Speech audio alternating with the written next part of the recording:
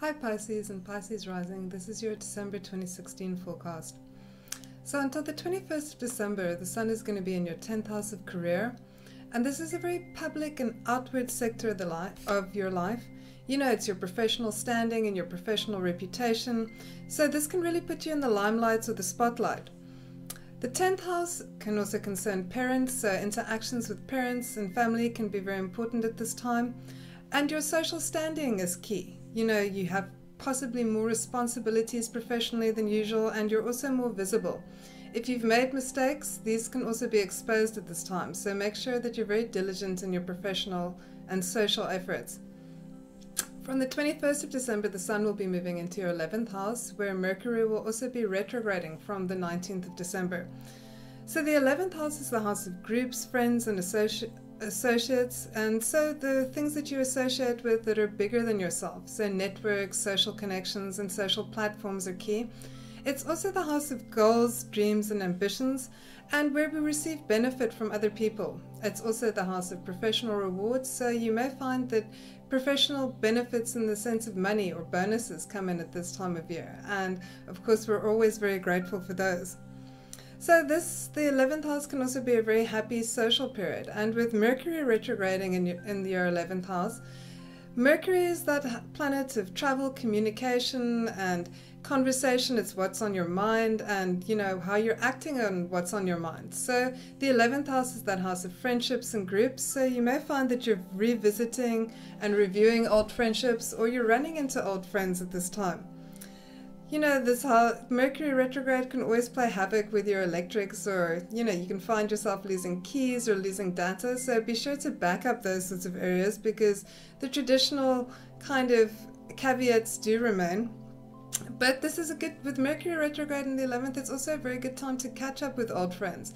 Perhaps, like I said, you find yourself running into them, and you may also find that some aspects of friendships and group associations are under review for you. Like, who do you want to be associated with? What friends can you consider your real friends? And, you know, which friendships and group connections are perhaps more trivial and don't really serve you or your identity or true needs as well as they could. So with Mercury retrograde, it's always time for review, revision, recalibrating. So for you, this is about hopes, dreams, and objectives. So perhaps you're revisiting an old dream or a goal, and now is a good time to consider which networks can help you develop those dreams and objectives, because no one exists in a vacuum. So revisit old friends, revisit old hopes and dreams, and revive them. See how they can take you further and take you into future goals and hopes, dreams, and aspirations. And so really it's about seeing how this house of social dimension and connection can take us further in our own capacity. So Venus and Mars are going to be in your 12th house between the 8th and the 19th of December. So Venus is very gentle in the 12th house, which is traditionally a very difficult house, but Venus here can show a lot of creative work and work that you do on your own. So perhaps times where you're doing painting or writing privately, and, you know, or for others, especially with Mars in the 12th house, it can show a secret infatuation. So something that's not happening in the public eye yet. So either you're acting on this in private or you're just developing this in private. So there could be some love brewing for you in that 12th house sector of your chart. The last week of the month, when Mercury goes retrograde, Mars is also going to be moving into your 1st house. So while Mars in the 12th house can be very, you know, you can feel that people are working against you, you know, your drives and ambitions are being thwarted around every turn.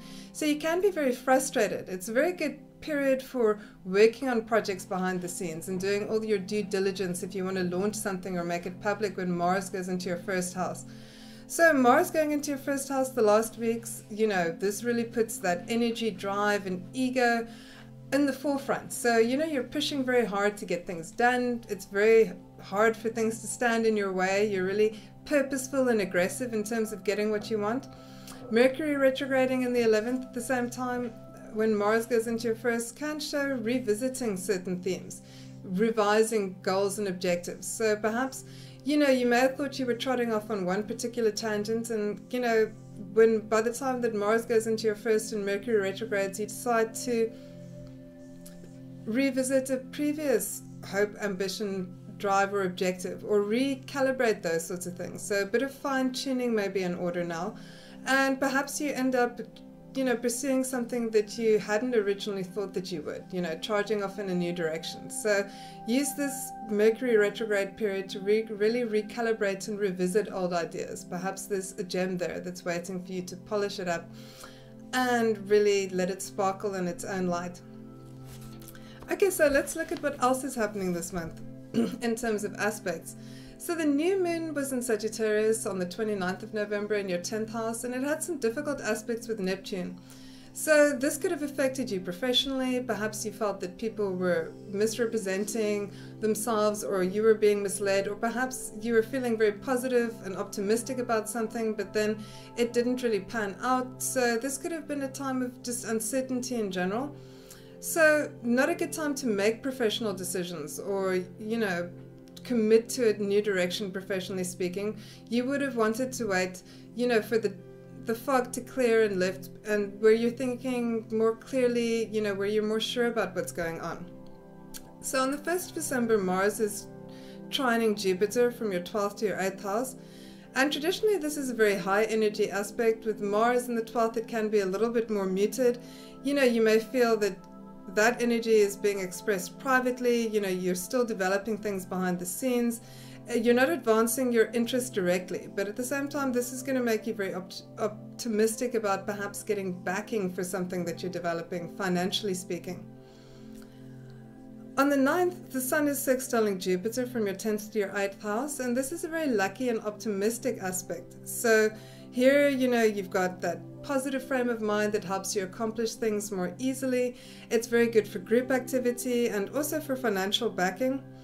You know, you're feeling very idealistic and goal-orientated, and, you know, you're really wanting to break out in an independent direction. But this aspect is also very good for giving you the support of authority figures, especially with the Sun in the 10th house. So you may find that, you know, authority figures are very amenable to you. They're prepared to give you their support and backing. So lots of confidence in these sorts of professional activities at this time. So on the 10th, Mercury is sextiling Neptune, and this is very good for creative, poetic, philosophical discussions with friends or groups. Mercury is in that 11th house of the chart, you know, very social dimension. And with Neptune, you're thinking dreamily, creatively, so it's not good for logical activities, or you won't be feeling like them at this time, but it's very, very good for creative discussions and philosophical discussions and developing ideals and hopes and dreams and reviving them. So on the 10th, the Sun is conjuncting Saturn in your 10th house, and the 10th house is that house of profession, career, social visibility, duties and responsibilities. So the Sun and the Saturn really bring duties, obligations and responsibilities in the workplace up. You know, this aspect can help you get, you know, kind of recognition for the hard work that you're putting in. So it's not entirely pessimistic, but you may also feel a little bit burdened down by responsibilities. But because Saturn is that tangible, practical, concrete planet, it's also very good for planning, strategizing, professionally speaking, getting things done. So it's possible that you'll emerge out of that with a real sense of accomplishment and possibly recognition. So on the 12th, the Sun is trining Uranus between your 10th and your 2nd house, and this can really, you know, lead to new experiences and novel thinking. So the Sun and Uranus together, you know, you're thinking in new directions, you're wanting to learn new skills professionally, you're prepared to put your resources into your professional development or advancement. So, you know, this is really revving up the urge for an exciting new adventure, for learning new skills in the workplace potentially, you know, wanting you to advance professionally, and perhaps the opportunity to do so. Uranus can bring those unexpected opportunities, and the Sun can be for some self-promotion. So the full moon this month is in your 4th house, and it's got aspects with Saturn. So the 4th house is that house of your personal, private home domain. It can be family, parents. So this can show duties and responsibilities around them, things coming to a head in that respect. So it's also because the full moon aspects the 10th house as well. You know, it's that balance between professional responsibilities and personal responsibilities to family members and home responsibilities. So striking a balance between those things and fulfilling your duties and obligations in both sectors. So on the 19th, Mercury goes retrograde in your 11th house, and like I said, this can have all the traditional caveats of delays, miscommunications, misunderstandings, and for you this is the house of friends and groups. So be sure that your communications are very clear in this respect, you know, so make sure you understand what somebody else is saying, that, you know, they're with you all the way and vice versa. But other than that, like I said, could show you running into old friends or reviving old friendships. And, you know, so perhaps you meet these people unexpectedly, they come back into your life, and there's an opportunity to develop that friendship further again. Because it's also the house of, you know, ambitions, objectives, and hopes and dreams. You know, it can show review of these areas. So revisiting old hopes and dreams and developing them again. So reigniting those kinds of things that had you feeling very passionate in the past. So revisiting those sorts of things. And it is really that time of year which is about reflection and review, digesting everything that's come your way, you know, sifting through all the information and seeing where you find yourself or emerge afterwards. So, you know, use this time to pause, reflect, review, and reinvigorate old acquaintances and also friendships and group associations. Consider what groups you want to be, you know, tied to, which groups serve you, which groups, you know, resonate with you the most strongly. So from the 21st of December, the sun will be in your 11th house. So this is really a period of lots of group activities, social agendas, group efforts, group projects. So, you know, you're feeling very optimistic and lively and active in these fields. So lots of socializing for you. And, you know, you're also feeling a little bit more optimistic, you know, feeling connected. So with Mercury in this house with the sun, lots of opportunities to revisit and rekindle, revise and review friendships and group connections. So on the 24th, Saturn is trining Uranus from your 10th to your 2nd house. So this is an aspect that we'll see again in 2017. So Saturn is that planet of stability, constraints, duties, responsibilities. But Uranus is that progressive, novel, independent planet. So these planets working very harmoniously for you in your professional sector. And it's also the house of money and resources. So perhaps there's things that are opening up in this respect. You find, you know, that you've got resources to back you. You know, you're working very disciplined, but in new areas. So changes that could be have been challenging or initially are now being integrated into your life. That's becoming part of your routine. So structure and discipline combined with novel approaches and enthusiasm in the workplace. So this can really benefit you professionally and in your career. So on the 25th of December, we've got Venus trining Jupiter and Venus sextiling Saturn and Uranus. So this is definitely when you want to relax and enjoy yourself, you know, put your feet up, go to a party, you know, have a good time, have a cocktail, you know, socialize.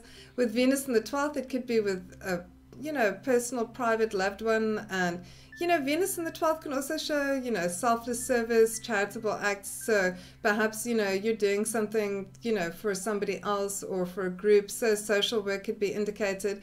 But also, really, it's just about having a good time and relaxed. And with Venus in the 12th, it might be a little bit more private, but it's unlikely at this time of year. But so, you know, really put yourself out there and enjoy yourself, or, you know, commit yourself to some selfless service or humanitarian benefit.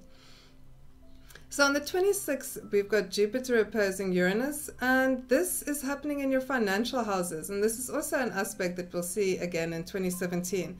So this can be unexpected opportunities opening up in terms of money coming in, or perhaps you get a loan or financial backing on something that you wanted. So, you know, this is an opportunity to improve your financial circumstances, and these can come through events or other people. So some financial luck could be coming your way in these financial houses of the chart. So on the 28th, we've got the Sun sextiling Mars, and Mars is now in your 1st house. So, you know, you're really driven, ambitious, goal-orientated, future thinking, you know, putting yourself out there. And with the Sun, you know, this is really making you very sure of yourself, certain of yourself. You know, perhaps you're getting some support from friends or groups. So really putting your objectives out there, you know, you're feeling driven and ambitious and people aren't standing in your way. You know, you're kind of making your own route through to realize those goals, dreams, and objectives. So on the 29th, we have a new moon in Capricorn in your 11th house. So the sun, moon, and Mercury are all going to be in your 11th house. So this is very much about reviewing objectives and goals. So that 11th house is about dreams, ambitions, goals. And with Mercury here, you're really developing your ideas around these things. So, you know, there's a lot of revision and review. What objectives do you want to pursue? Capricorn is very practical, tangible, and material. So what practical steps can you take to improve your circumstances or realize your goals and objectives? So, you know, you're thinking very concretely, tangibly. There's also a sextile to Mars, so you are prepared to take some risks, but they're going to be calculated risks. So this is all about, you know, putting new vision out for the future. So, you know, new goals, objectives, dreams for 2017 and practical steps to realize them. So the month ends with the sun sextiling Neptune, which can make you more sensitive to the needs of others. Mars is also going to be conjuncting Neptune in your first house, so creative as well. These are very good placements for, you know, being of assistance to other people, you know, get into that spirit of gracious giving that's present during the festive season. Anyway, if you've enjoyed this forecast, please like and subscribe, and thanks so much for listening.